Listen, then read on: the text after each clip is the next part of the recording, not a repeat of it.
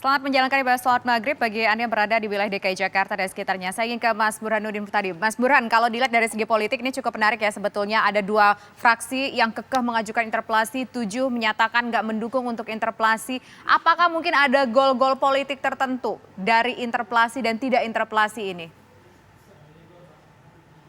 Gini Tisa, dalam ranah politik tentu motif politis tidak bisa terhindarkan. Tetapi ada beberapa highlight yang ingin saya sampaikan di sini. Pertama adalah terjadi perbedaan pola koalisi antara koalisi di tingkat nasional dengan koalisi di tingkat lokal. Itu clear. Jadi di antara 7 partai yang menolak interpelasi, itu banyak di antara mereka yang merupakan partai pendukung Pak Jokowi yang notabene adalah mitra PD Perjuangan dan PSI di tingkat nasional. Entah itu Gerindra sendiri, kemudian Golkar, termasuk PAN, PKB, P3. Itu yang pertama. Yang kedua, dari sisi substansi sebenarnya, interpelasi itu menurut saya bisa menjadi forum yang tepat buat Mas Anies Baswedan untuk menjernihkan segala tudingan. Sebab kalau tidak dijernihkan, saya khawatir ini menjadi bola liar yang secara politis justru menjadi bumerang buat Mas Anies sendiri. Dan Mas Anies itu punya kemampuan penguasaan masalah dan komunikasi di atas rata-rata sehingga bisa mengubah krisis menjadi peluang. Dan itu terbukti misalnya kemarin dipanggil oleh KPK dalam kasus dugaan korupsi pengadaan tanah di Munjul Rangon. Beliau datang, diperiksa, kemudian menjelaskan kepada media yang hadir, semua langsung beres. Minimal tidak ada lagi isu-isu yang kemudian menjadi backlash ya buat Mas Anies. Tapi dalam kasus sekarang, bisa menjadi pertanyaan, kenapa Mas Anies tidak menjelaskan secara terbuka terkait dengan Formula E. Karena ini kalau Anda kaitkan dengan isu politik tadi, itu bisa berlarut dan efeknya memang sudah terlihat ya. Jadi kalau kita lihat data survei kami bulan Agustus, survei nasional, peringkat pertama Pak Prabowo sekitar 23-24%, peringkat kedua Mas Ganjar, peringkat ketiga Mas Anies, dan Mas Anies turun tuh dari 18% di survei sebelumnya dibanding survei bulan Agustus. Jadi saya melihat memang ada efek, dan efeknya itu tidak di Jakarta. Karena kalau di Jakarta, approval rating Mas Anies masih tinggi, 75%.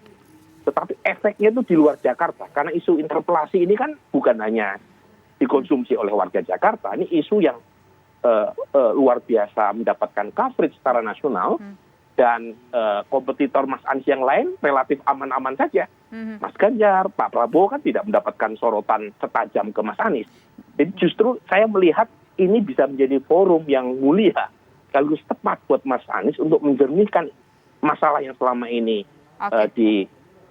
ditujukan kepada Mas Anies, dan menurut saya itu bisa menjadi peluang untuk membereskan segala hal tadi. Mas Burhanuddin begini, jadi dihindari, gitu. Kalau apa yang disampaikan Mas Burhanuddin tadi, kalau tidak dilakukan interpelasi, kalau tidak memberikan kesempatan untuk katakanlah berbicara dengan DPR secara terbuka di masyarakat Jakarta atau masyarakat Indonesia, Gubernur DKI Jakarta bisa tersandra dengan kasus Formula E ini. Persis. Jadi yang muncul kan seolah-olah Mas Anies menghindari forum untuk menjawab pertanyaan yang selama ini diarahkan kepada Mas Anies. Jadi dalam banyak hal Mas Anies begitu sangat terbuka menghadapi semua isu, termasuk isu yang sangat merugikan kepada dirinya pun beliau bisa menjelaskan dengan sangat baik. Analisis dari Mas Burhanuddin kenapa sampai nggak mau Gubernur DKI Jakarta untuk memberikan keterangan begitu secara terbuka perihal Formula E ini? Apakah ngerasa sudah cukup jelas atau ngerasa nggak perlu ada yang dijelaskan atau memang merasa ada sesuatu yang lain? Ini kan Formula E ini kan ditandatangani sebelum pandemi ya. Kemudian muncul pandemi dan secara politik memang Formula E ini sangat tidak etis secara politik ya. Karena kalau kita lihat misalnya hasil survei nasional maupun survei di Jakarta, yang prioritas menurut masyarakat untuk dihadapi sekarang yang pertama adalah menciptakan lapangan pekerjaan. Yang kedua menangani COVID. Jadi Formula E itu masih jauh sekali di top of mind publik terkait dengan apa yang harus dilakukan oleh pemerintah.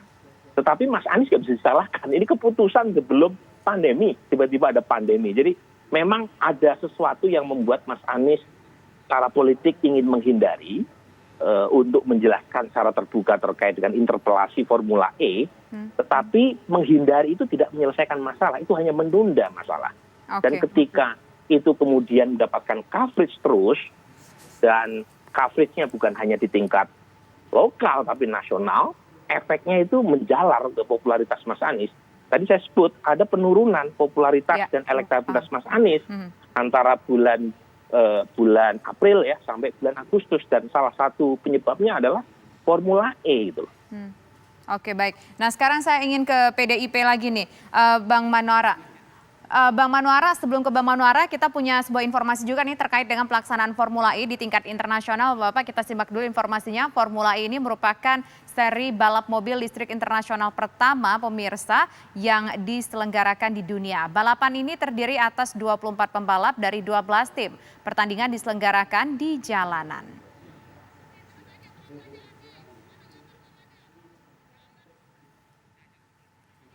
Ya, itu adalah sedikit informasi mengenai Formula E pemirsa, di mana Formula ini juga akan diselenggarakan di DKI Jakarta dan kemudian ini menimbulkan kontroversi karena ada beberapa hal. Misalkan adalah dianggap sebagai sesuatu yang seharusnya tidak menjadi prioritas di tengah pandemi COVID-19 karena anggarannya cukup besar begitu. Nah, ini kan juga tentunya menjadi salah satu alasan dari PDIP untuk menolak adanya Formula E atau mengajukan interpelasi atas Formula ini terhadap Gubernur DKI Jakarta. Tapi kan kalau bicara dana, budget 1,6 T itu kan sebetulnya kan pos-posnya mungkin juga sudah cukup banyak, pos kesehatannya ada, kalau bicara soal pandemi takut pandemi terganggu, tapi kan kalau kita lihat penanganan pandemi di DKI Jakarta juga cukup baik ya Mas ya, bahkan untuk vaksin saja itu juga sudah cukup besar persentase warga DKI Jakarta yang divaksin.